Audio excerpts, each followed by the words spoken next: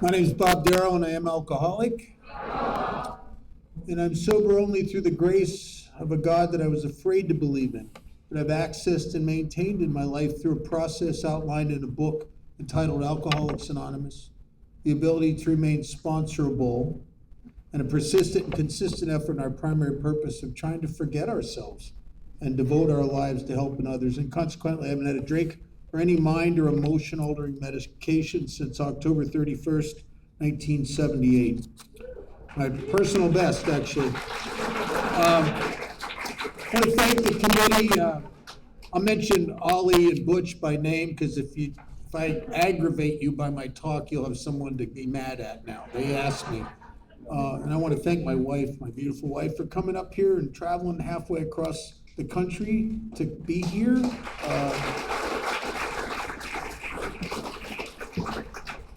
And she's heard me 500 times, and she still likes to listen to me, which is, there's not even a program for that. I mean, I'd like to welcome anybody that's new. Glad you're here. I want to talk about something that almost killed me. My inability to do step one. I think it's the hardest thing an alcoholic ever has to do. It's so difficult to really do it that most of us don't, and we relapse ourselves to death. And that was sure the case for me. On page 30, in the beginning of the second paragraph, it talks about step one in a way that's important to me. It says that we learned, which implies an ongoing process. We learned that we had to fully, which fully's a lot, it's like more than half. We learned we had to fully concede to our innermost selves, not up here. That's why the academic approaches to recovery have always failed for the most part. We'd learned we had to fully concede to our innermost self, in that place inside you and inside of me where there's no cognizant debate, there's no chatter, you just know. You connect the dots, you get it. We learned we had to fully concede to our innermost selves that we were alcoholics. This, the book says, is the first step in recovery. I couldn't do that. I have the mind of a chronic alcoholic. Dr. Silkworth says that if you have this mind, you can't differentiate the true from the false. I believe things and bet my life on things that aren't true. Do it over and over. I don't even learn. In AA, people talk about learning from other people's mistakes. I couldn't even learn from my own.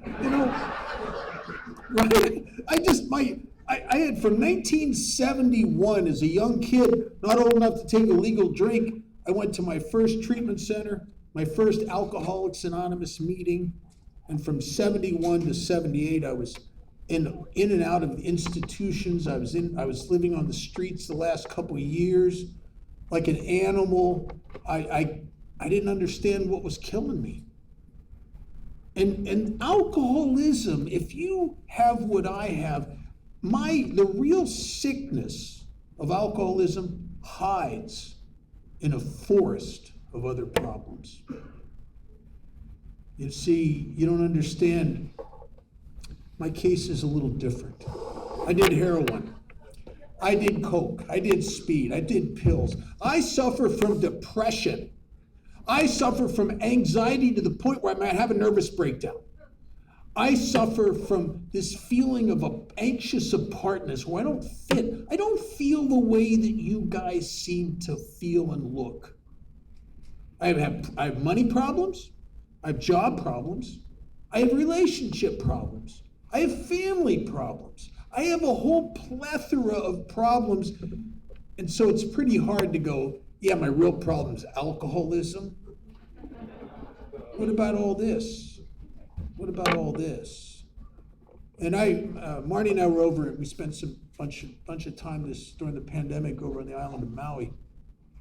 And there's a tree in the square in Lahaina. It's one of the world's largest banyan trees. If you've ever seen it, it's really remarkable. It's almost a block, and it's looks like a forest, but it's actually just one tree. And in the very center is the where it all comes from, the original trunk. And out of that, it grew all these other trunks, these other branches, all this other stuff. And alcoholism is like that for me. And I had a hard time fully conceding to my innermost self that I was an alcoholic because I had all these other problems. And isn't it odd if you come here with all bunch of other problems and you find your alcoholism and you throw this program of action at it, how often these other problems seem to solve themselves. I bet you there's people in here with a lot of problems. How many people in here, in addition to being alcoholic, how many people had a problem with cocaine, for example? Raise your hand. Oh, okay. Maybe a third of the room. How about heroin or narcotics, opiates? About another third of the room, maybe. How about gambling? Oh, we got some gambling. How about, here's one, let's see how many hands go. How about porno?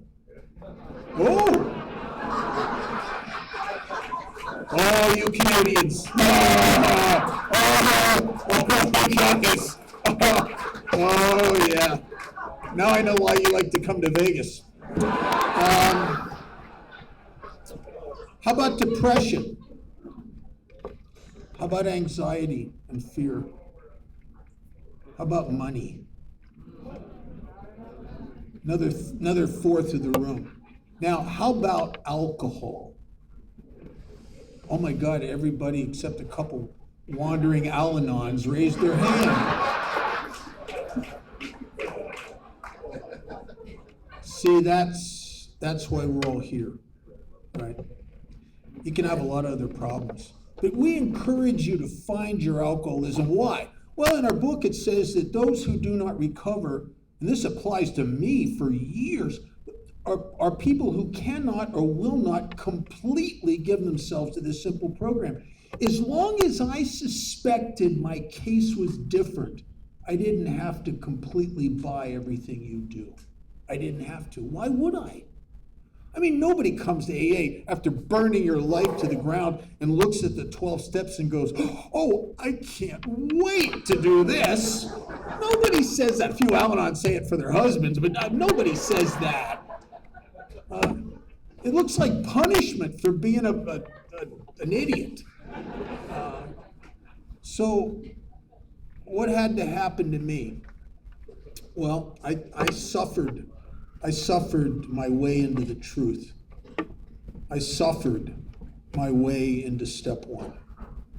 I don't know any other way to do it. I mean, it's not that I don't believe people can't hear someone talk about alcoholism or read it in a book and go, oh yeah, and completely concede to their innermost self, but that's not my story. I'm recovery resistant. And I got the mind of a chronic alcoholic. If you got that mind, you'll forget everything you should remember. And you'll remember everything you should forget. You know, I'll forget that I was sobbing uncontrollably, checking into detox, swearing to myself, I'll never drink again. I forget that. You know what I remember? I remember those couple times that were a lot of fun when I was 18 years old. You know what I mean? I remember that. Now, the problem when Sokor says we can't differentiate the true from the false, that's not true anymore. In late stage alcoholism, one of the horrible things that happens to guys like me is it turns on us. And what used to be spectacular and magnificent now has become depressing and lonely and pathetic. And I don't know what's wrong with me. And what's killing me in the years I was in and out of Alcoholics Anonymous, in and out of treatment centers, what was killing me was hope. The hope that somehow, someday, some way, I'm going to jumpstart that party. I'm going to enjoy it like I used to enjoy it, and I'm going to control it enough to keep the damage down to something reasonable. I never suspected, when I was in a halfway house and I went and got a bottle of vodka or something, I never suspected there's not going to be any consequences. Of course there's going to be some consequences. My delusion is I can keep it down to something reasonable. That's my delusion. And I never could. I never knew what was going to happen to me when I started to drink, except for one thing for sure. I was going to keep drinking until I was stopped. And I had to be stopped. I've never been in the middle of a run and think to myself, if I keep going, it's going to be really bad in about 3 days. I'm going to quit. I couldn't do it. I mean, I could think that. I just couldn't do it. Because my powerlessness extends into a lot of different areas. It's more than just the fact that you come to AA and you're in trouble. So I didn't understand what it was to be an alcoholic. I would, in the early and mid 70s, I would go to meetings and I would hear people talk about what Dr. Silkworth says, and they would use different words, but it was always the same. That if you're an alcoholic, you have an allergic reaction to alcohol, an abnormal allergic reaction to alcohol. Only occurs in you, only in alcoholics. Non-alcoholic heroin addicts don't have this. They can drink, they just shouldn't do heroin. Non-alcoholic cocaine addicts, they don't have it. Gamblers, they don't have it. But what makes me an alcoholic and differentiates me, as Silkworth says, sets me apart as a distinct entity, is that when I start drinking, something happens to me that only happens to alcoholics. And what is that? Well, our book refers to it as a phenomenon of craving. I remember listening to people talk about it, and I thought, craving? I mean, I'm in trouble, but I don't have a craving. I don't pick up a drink and then claw the walls to get it. I don't have a craving. And I don't know that if you're alcoholic, your sickness uses your own mind against you. See, I can't see the craving. I'll tell you a little story. I haven't told this in a while. I used to tell it a lot. I was 18 years old, and I was maybe 19, almost. I was 18 or 19, and I was dating a girl, and she invited me over to her parents' house to spend the evening. She wanted me to meet her family, right? Have dinner. I went, and it was one of those, I was in my better living through chemistry phase of my alcoholism. Now, you couldn't have got me, you could have put me on a lie detector and said, is there a way that you're alcoholic? I said, no. You have a problem with drugs? Well, I did, but I'm over that now. And I was in that one of those little periods where you clean your act up, and I go to dinner, and I would have sworn I wasn't, I'm not alcoholic. And they brought out a bottle of wine at dinner. Now, this is not the kind of bottle of wine we would buy. This is a little wimpy Al-Anon kind of bottle of wine. Like low alcohol. I like wine that's 20% alcohol. It's never seen a grape, This is like real wine from grapes and stuff. It's like 11, something like Blue Nun or something. Some wimpy wine. I like get you downtown now wine. This had a cork. No good wine has a cork. But they bring out this bottle of wine, they have dinner, they pour us all a glass. I've always drank quickly. I think evaporation's a childhood issue with me or something. I don't know what that is, but I drink quickly. I'll drink a soda faster than most people. I'll drink a cup of coffee quick. Drink quick. And because I drink quick, I've killed 2 glasses out of that bottle. Now the bottle's dead. They're still sipping on their first glass because they don't know how to drink. They're still sipping on their first glass, and I got 2 glasses of wine in me, and I'm looking at that dead bottle on that table. And I'm getting a little antsy, getting a little irritable. The conversation earlier in the evening had been okay and sort of all right. Now it's starting to become stupid and irritating and tedious. But I don't say anything because I'm a nice guy. And I finally blurted out, I said, God, that was good wine. I was hoping they'd go to the cabinet and bring out a couple more bottles, right? They said, sorry, we don't have any more. They went back to talking, and I'm sitting there, and you know how you talk to yourself in your head? It's getting a little panicky in here. And I finally blurted out, I said, I like beer. And they said, well, we don't have any beer. Next time you come over, Bob, we'll get a 6-pack of beer. And they went back to talking. And I'm sitting there, and I feel like I'm going to lose it. And I didn't know what to do, so I excused myself. I went to their bathroom, locked the door, started rummaging through their cabinets. I found an unopened bottle of cough medicine that was 35% alcohol plus codeine and turpenthydrate, which is a bonus. And I sat on the edge of that bathtub and I chugged that bottle of cough medicine, and within seconds, that craziness in my head just went, and I was able to think. I can't think well with untreated alcoholism. I could think. And I came up with a story. I went back out to that dinner table and I explained to them how I'd forgotten to take care of something. Oh my God, I'm so sorry to leave. And we'll have to do this again. I went and I got in my car. It was parked right in front of their house. I drove down their street 20, 25 miles an hour like you're supposed to, turned the corner and drove about 80 miles an hour like a maniac to get to my friend Brett's house, because Brett had some Thai stick in a bar in his basement because I had 2 glasses of wine. I was the only person at that dinner table that had alcoholism, or else we'd all been on our way to Brett's house. You know what I'm saying, right? But I have a reaction, and I don't think that's a craving. To me, it just looks like all of a sudden I got a good idea. I need that to drink that bottle of cough medicine. It seems like a good idea. It uses my own mind. That's how many of us have been in trouble for drinking, and maybe you're on your lunch hour and your boss is on your back about drinking and smelling like alcohol, so you go to the bar and you get, okay,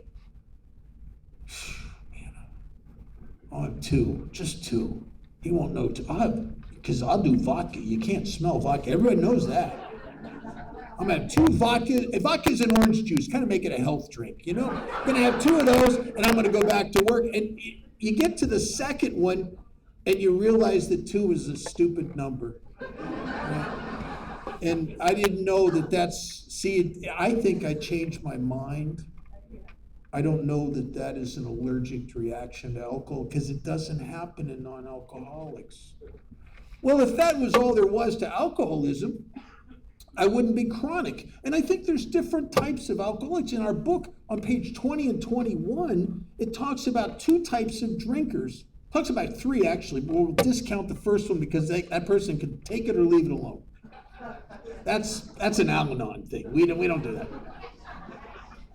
The first type of drinker has what you could easily refer to as acute alcoholism, serious. The book says that this person is drinking habitually to the point of mental and physical impairment, has the habit badly enough to gradually impair him. It may even cause him to die a few years before he should have died. Bad, that's not good. But here's the difference. That person, if a serious enough reason can come to their senses and realize, oh my God, she's gonna leave me if I keep drinking. The judge is going to sentence me if I keep drinking. The doctor said I'm going to get sick if I keep drinking. And for a sufficiently strong reason, he comes to his senses, he puts the plug in the jug and rides off into the sunset, may or may not come to AA, but that person has within them what is necessary to be comfortable and reasonably okay sober without any treatment for what happens to them when they stop drinking. But I'm a chronic alcoholic, and like all chronic diseases, such as diabetes, certain heart disease, the physical stabilization of the sickness is just a beginning in a lifetime of treatment. And that's the guy I am. I had no idea in the treatment center after treatment center, when I would swear to myself, sobbing, that I'll never touch that stuff again. I had no idea that my alcoholism chases me up into my abstinence like a pack of rabid dogs and just nips at me and nips at me. And it does it through the way that Silkworth talks about, through my emotions, through my thoughts. After a time sober, I become restless. You know that unsettled feeling, you ever watch a dog circle the living room trying to find its spot to lay down? I'm a dog that can't find its spot. Wherever I am, I need to be somewhere else. Gotta go. This isn't it. This is not it. It looks like it's not it. Gotta be somewhere else. I'm irritable. Don't know I'm irritable. Don't want to be irritable. Irritable people irritate the crap out of me. I am not irritable. But I'm very bright. And when you're very bright, you can see the stupidity in people quickly, can't you? It's a gift. It's a gift. I just, everywhere I go, I'm sober. And everywhere I go, sober. It's stupid people. I go to work. They were nice when they interviewed me. Now I'm there a week. Oh, there's some stupid people where I work. Traffic, stupid people in traffic, stupid people on TV, the politicians, stupid people. Go to those AA meetings, they got all the stupid people grouped in one room. Oh my God. I mean, AA was offensive to me. All this happy, clappy, grateful for everything stuff. Stop it. Oh, and again, everybody loves God. God, oh, jeez. Oh my God. You ever been newly sober, depressed, just depressed, feel horrible, just burnt my life to the ground, this is not good, and have some yahoo in AA come up to you and says, has anyone told you they love you today? Oh, you know a hug's coming, don't touch me, don't touch me. Oh, and you guys, God did this, God did that. I'm an atheist. It's offensive to me. It's intellectually offensive. And so I have a mind that looks for the differences.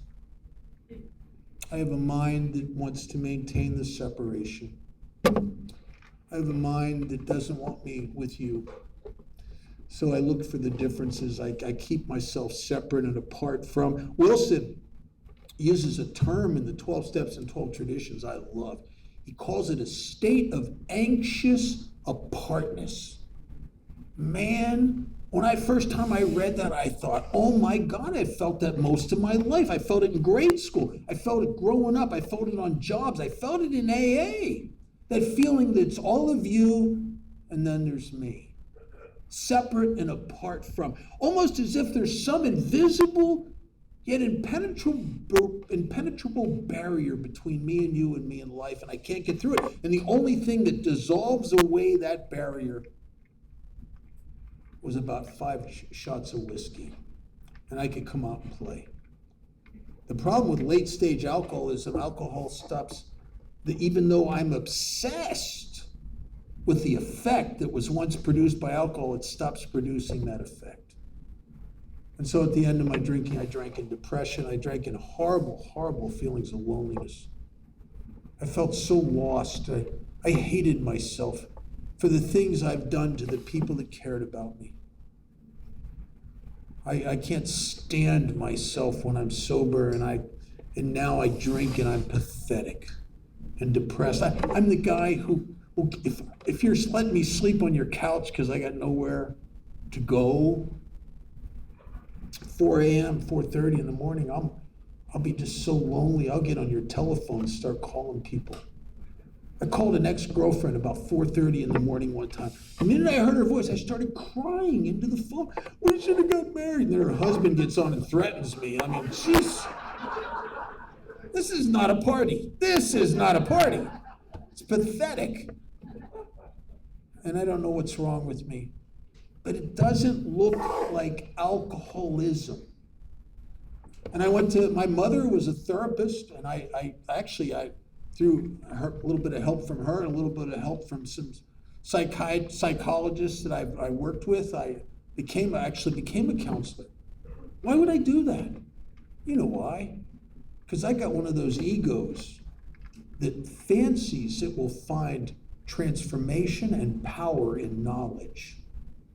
And I'll tell you, truly, truly, all I've ever found in knowledge was fodder for my ego to puff me up into being the I know guy. And so I worked in the field, and I was just so, that smugness about me, because I had information, and I was separate and apart from. And I drank.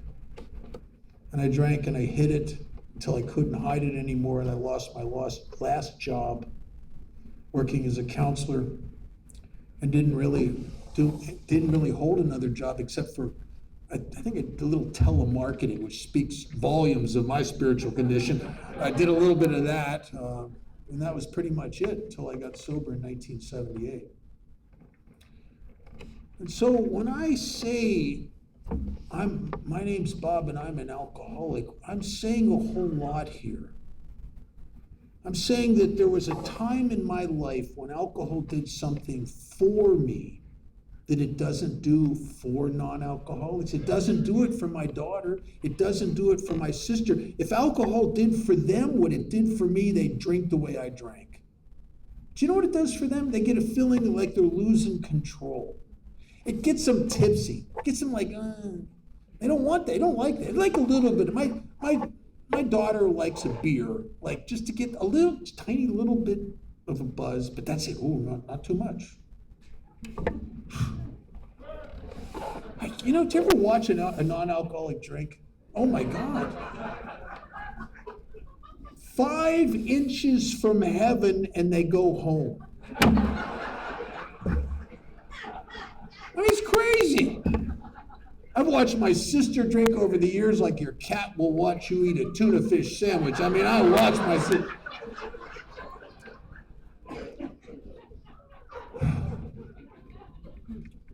And I start to drink, and I'll drink like other people. I have an abnormal reaction to alcohol. And then what almost killed me and makes me a chronic alcoholic rather than a guy with a drinking problem is I have an abnormal reaction to abstinence. And it eats my lunch. And I don't understand it. And I can't put my finger on what's wrong. But you know that feeling after you're sober about 3 months that something ain't right? Something ain't right. I don't know what it is. I don't know what's wrong because I wish I could put my finger on it. So I'd tell you. I remember a counselor one time. I was sober a couple months in a halfway house, and he came up to me. I guess I looked like I was not doing well emotionally, I suppose. He came up to me and he said, "Bob, what's wrong?" And I remember looking at him thinking, "Oh, God, I'd like to tell you. Maybe you could help me. But I don't know. It's just that nothing's right. I ain't right. I'm sober. How come I feel like this? I'm sober. I got a job. How come I feel so empty and so lost and so depressed and so lonely? Because I'm an alcoholic. All I've done is take away the alcohol and I'm left with the ick. And the ick is what eats my lunch." You know what happens. We suffer our way back to picking up a drink again. I always did. I did it every time. If you have chronic alcoholism and you have not developed and maintained some sort of spiritual connection here, and you're not helping anybody except yourself, I think the question is not if you're going to drink again. If you're like me, I think the question is when.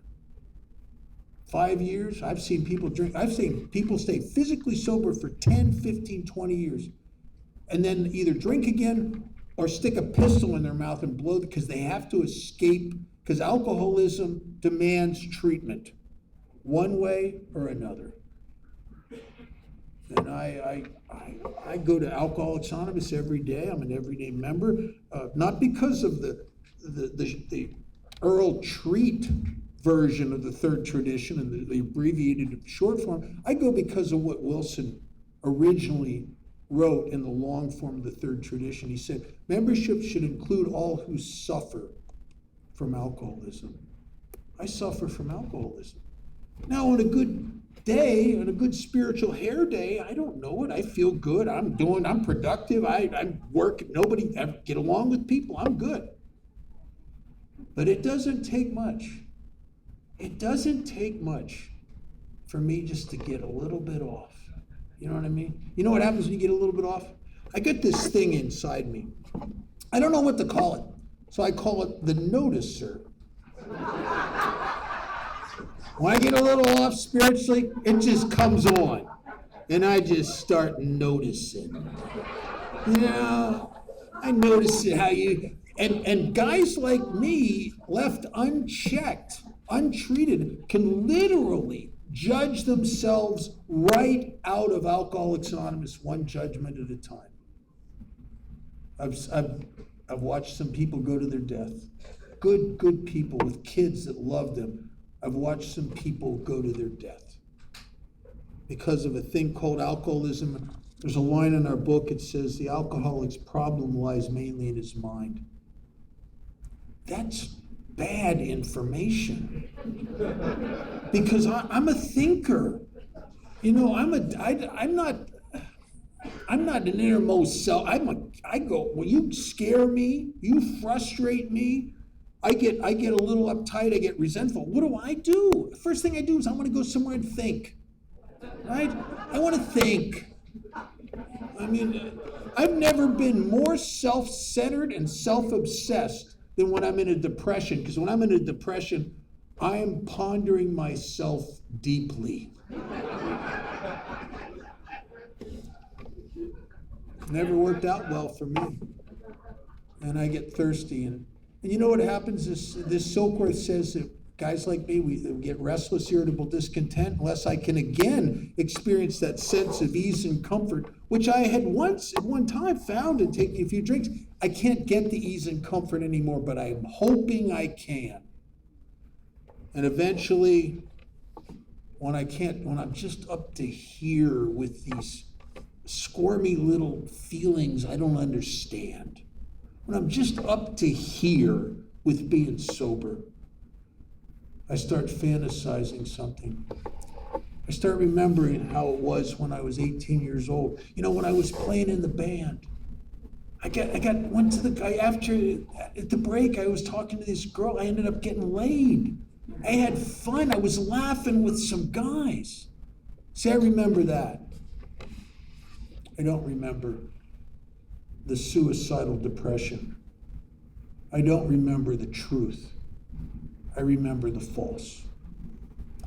And so in 1978, I tried to kill myself because I was literally in a trap I could not spring. Not only was I powerless over alcohol once I started drinking it, I was powerless over abstinence. It didn't matter how much. There were times, honest to God, there were times when I would swear to myself and mean it that I'm never going to drink again, and I don't think a human being could mean it any more than I meant it at those times. And then to my horror, 3 months, 3 weeks, 6 months later, I'm back at it again. Because you know what happens? This restless, irritable discontent causes a yearning for something that's unachievable.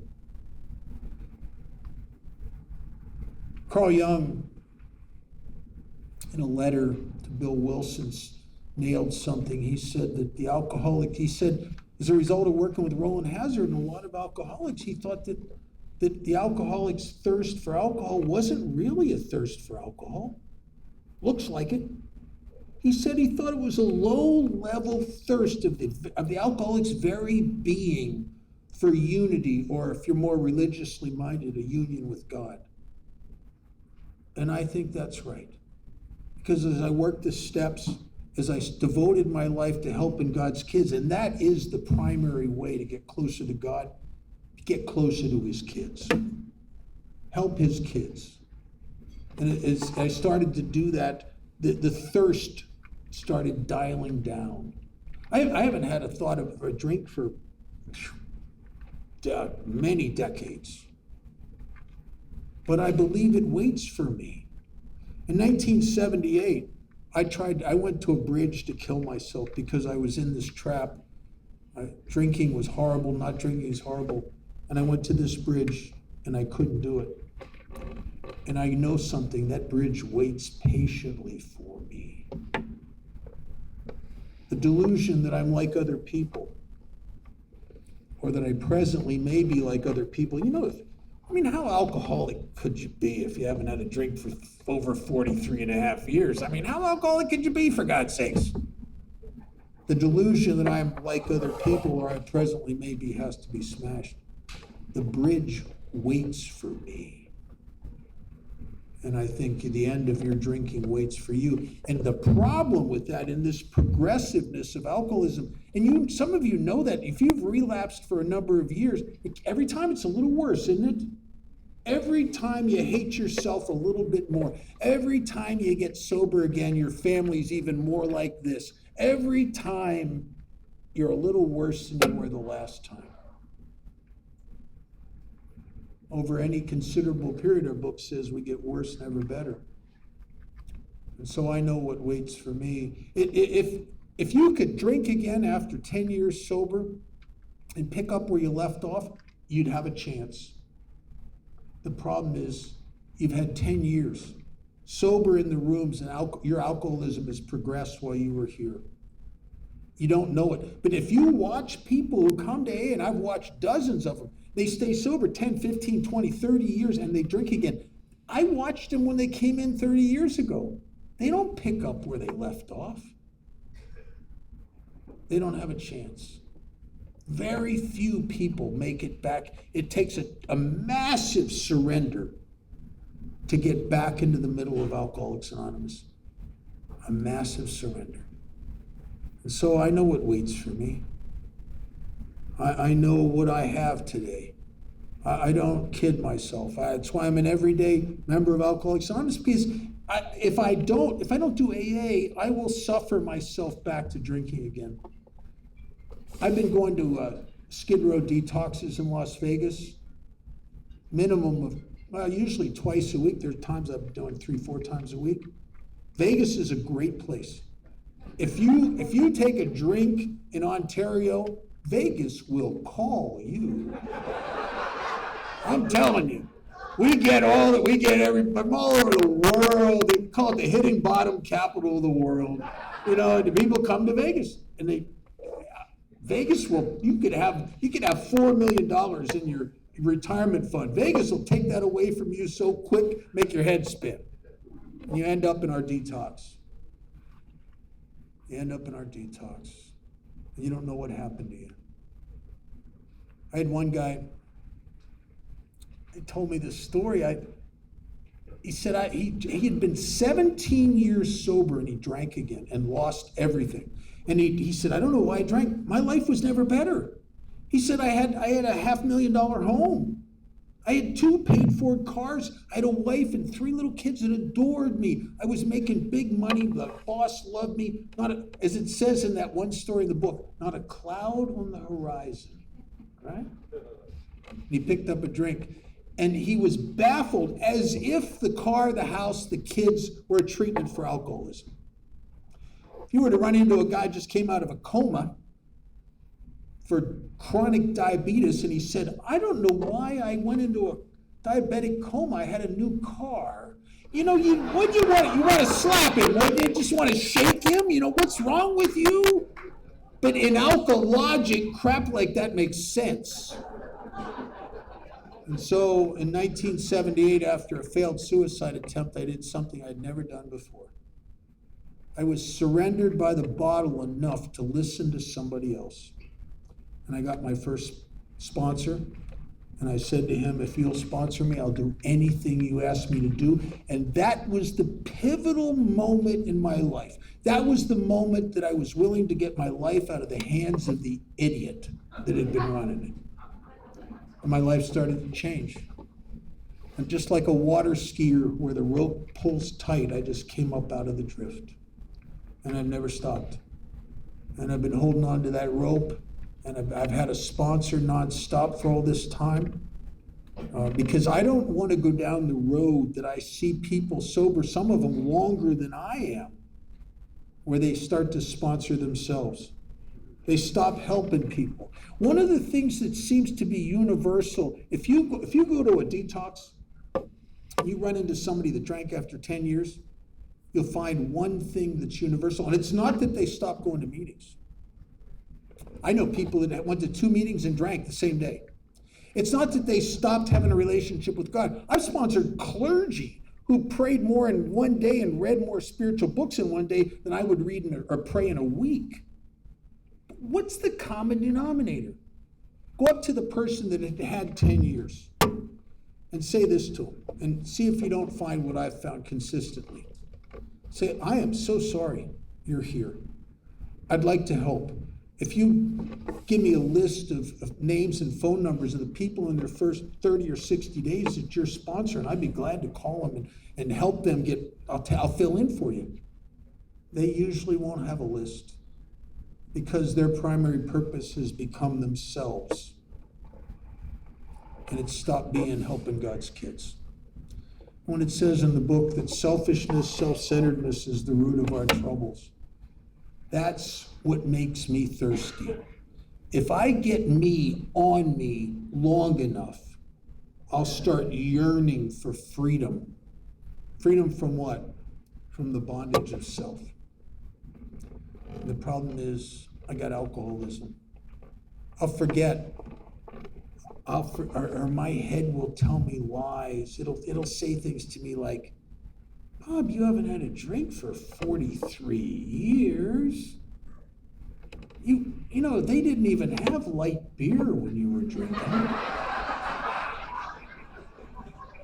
And what about this thing you hear these newcomers talking about that's so amazing, this Jägermeister? They didn't have that. But they had throwing my guts up.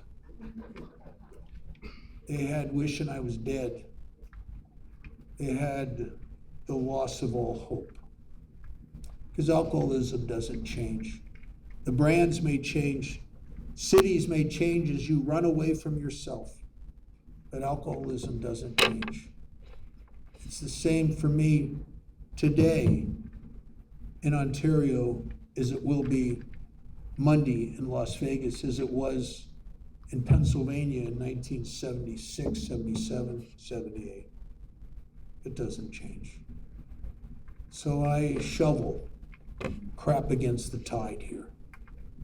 The tide of recurring self-centeredness and recurring alcoholism. You know, I often think about myself as, I got surrendered by the bottle. You know, when you're surrendered, you know one thing for sure. You're not the I know guy anymore. You used to be. You used to be the guy you couldn't tell anybody anything to, because I know.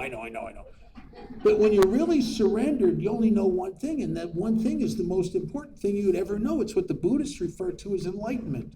You know you don't know. And when you know you don't know, you have emptied yourself for the most part of self. Like the back of a toilet tank, you flush the toilet and it just empties out.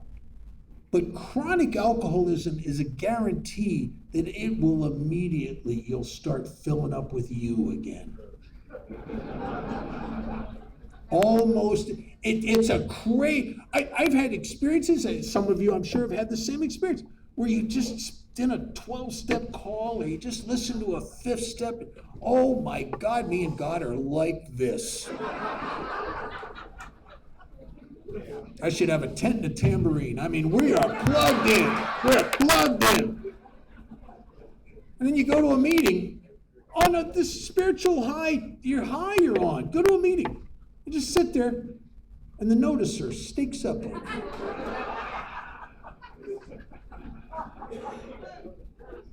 He had 4 cups of coffee and didn't put any money in the basket.